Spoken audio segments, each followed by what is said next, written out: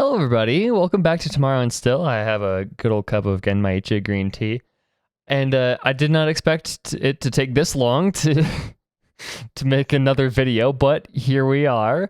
Finally, I finished reading my next Faulkner, and so let's review it. I just finished reading. Shit, I just finished reading The Hamlet, so let's talk about it. So The Hamlet was originally written in 1938, or at least originally published in 1938, and was the first of the Snopes trilogy, a trilogy of 3 books, The Hamlet, The Town, and the Mansion, that chronicled the arrival and the rise of the Snopes family in Jefferson, mostly in Frenchman's Bend, which is a little bit of farmland outside of Jefferson. It's like a little farming community outside of Jefferson, but in general, it's about them arriving in Jefferson and kind of causing chaos.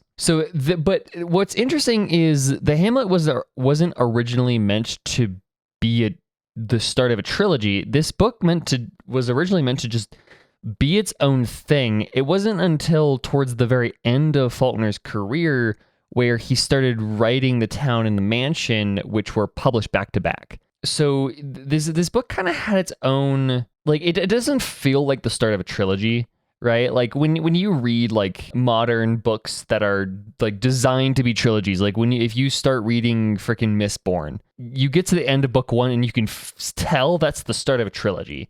There is so much more to go off of. This actually wraps up really well. At the very end of the book feels like the end of a standalone book. Like there isn't much else to go off of. So yeah, it's a very strange book in that sense.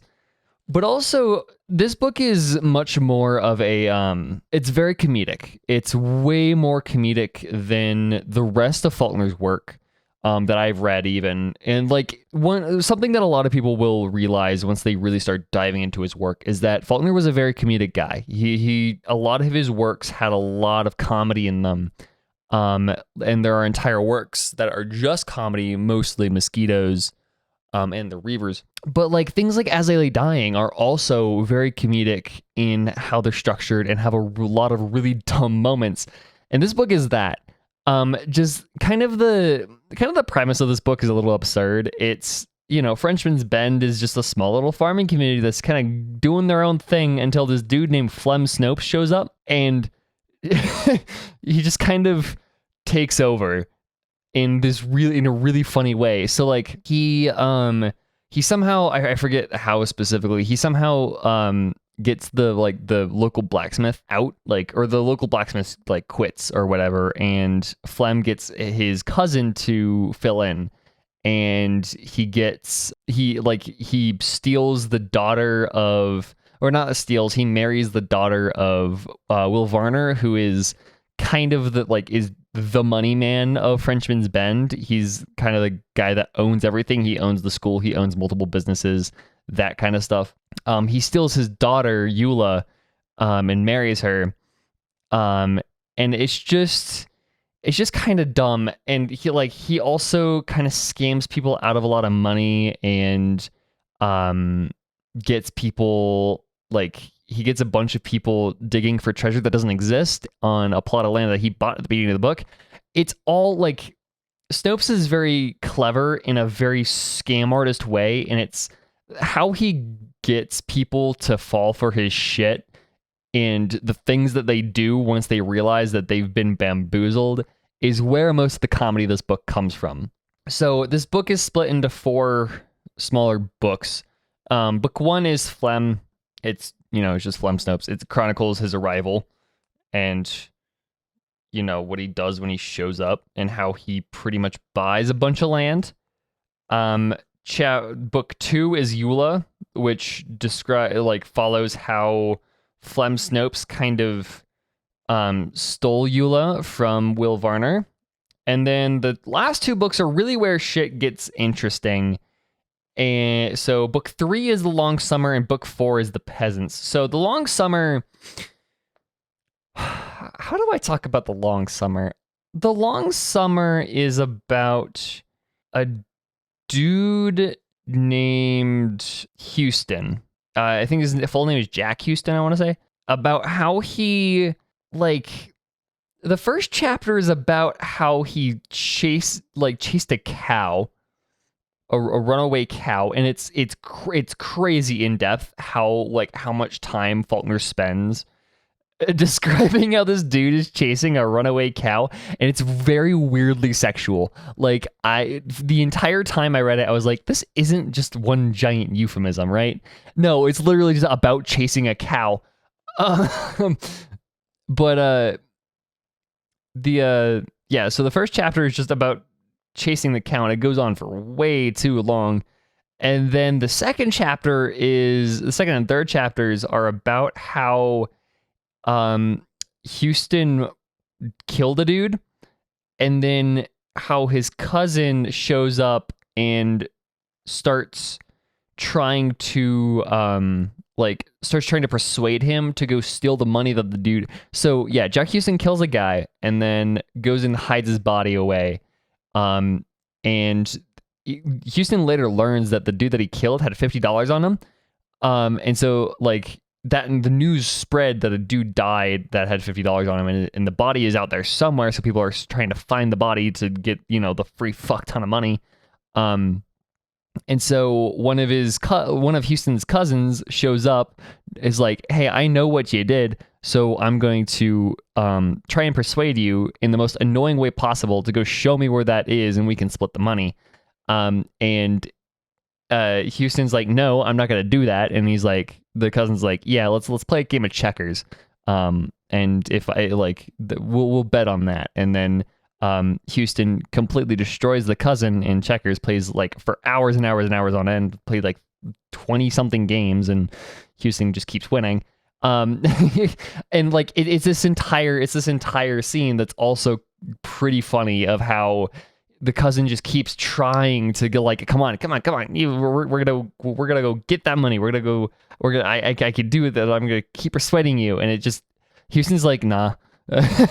He just keeps shutting him down in the most just nonchalant and dead ways. But eventually Houston gets fed up with his cousin's shit and kills him, hides his body, and then he gets caught for doing that, and then he gets arrested. And it's later so the entire book 3, The Long Summer, is about Houston, but it fits in because Houston is a cousin of Flem Snopes, and that's how it fits into this book.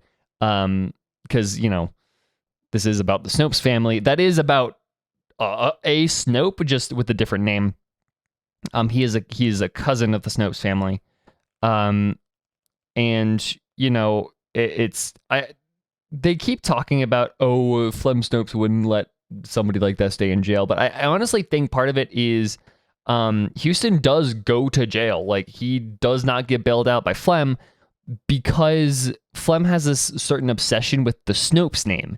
He doesn't care about blood relation. He just cares about who has the Snopes name. So he never bails Houston out. And then the last book, book 4, is The Peasants, which is about a Texan who shows up and tries to auction off a bunch of horses.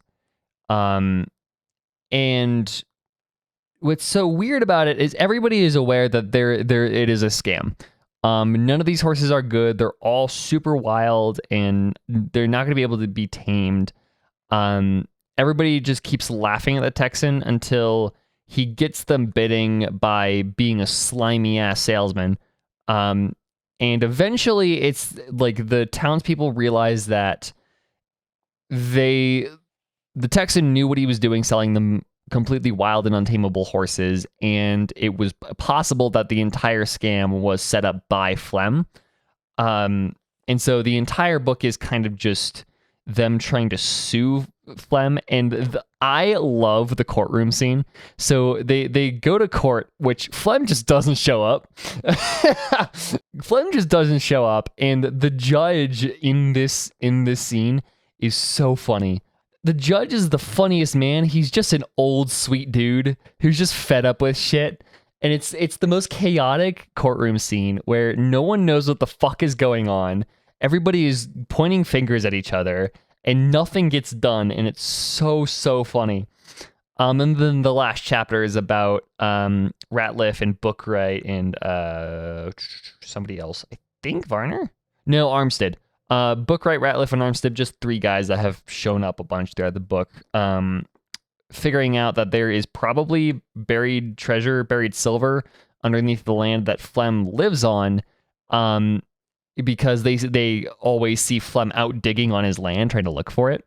And then Flem's like, yeah, I'll sell you the land. I don't care. Because they want to buy it so they can start digging on it. And then they eventually start digging and find buried treasure, except it's only just regular ass money, like minted a couple years back. It's just such a great kind of like conclusion to this book, where like it starts off with this mysterious dude kind of showing up, buying this land, and just kind of taking over this town, and everybody's like, nobody really likes him. And then just the end of this book, you would expect to be like a climactic driving this man out, or the three actually finding treasure or something. But no, it's just like, it was one last scam, and then that's the end of the book. Overall, I found this book strange because I didn't walk away with a whole lot. It just more like, that kind of happened. And like a part of the book is to be anticlimactic. Part of the like entire point of this is for it to be very anticlimactic, but it just felt like it just didn't feel worth it nearly as much. Like, yeah, it's still a Faulkner. I loved it. It was really fun. It was, some of the scenes are absolutely gorgeously written, as this man do, but I don't know, like, I would rather read most anything else on my shelf other than Sanctuary and The Unvanquished. Like this, I mean, I did put it above, when I ranked it on my TikTok, I did put it above Mosquitoes and Soldier's Pay. But like, I would rather read Soldier's Pay and Mosquitoes first, just because I feel like those have a little bit more substance to them than this book. I don't know. Like, I enjoyed it more, but I would rather read Mosquitoes, if that makes sense. Like, it's really strange. It's a really strange relationship I have with this book. I enjoyed it, of course, but like, I'm not entirely too excited to read The Town of the Mansion now, to be completely candid. Like, so my next reading is going to be the Flags in the Dust, and then Pylon, which I have over on my bookshelf over there. And then I don't know what's next. I probably will tackle the Wild Palm and go down Moses after this. And then I might do the Town, In Truth and Dust, Requiem for a Nun, and then the Mansion, and then reading As They Lay Dying again. Yeah. That's kind of the tentative order. I'm getting close to finishing this shit, and I'm actually really proud of myself for it. To be honest. I have 8 more Faulkner books to read, and then 9 with a finish with rereading As They Lay Dying to bookend it. So that's the Hamlet. I don't know. I don't know how to feel about it. I think I need to digest it for a couple more days. That's this book. Next up is Flags in the Dust. I'm excited for Flags in the Dust. To kind of see where it all started.